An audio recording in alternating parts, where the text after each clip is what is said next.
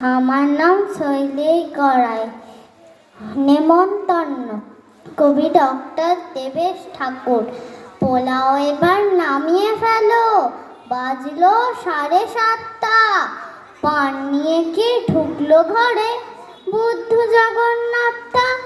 ভুবন একটা বাটি নিয়ে মাংসটা দেখছে খেয়ে, হিসেব করে ফেলে সাজাও আমিষ খাবে কে কে।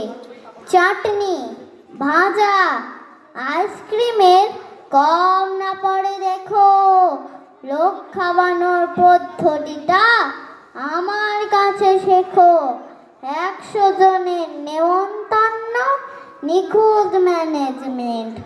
লোক খাওয়ানো সুষ্ঠু হবে 100%। শুনছো? ওগো, 8টা বাজে, অতিথি কেউ আসলো না। এত বড় আয়োজনে পড়বে শেষে গোছনা। ভুবন তখন বললে, বাবা রান্না বান্না সারা, শুধুই নেমন্তন্নের কাঠ হয়নি আজও ছাড়া। নমস্কার।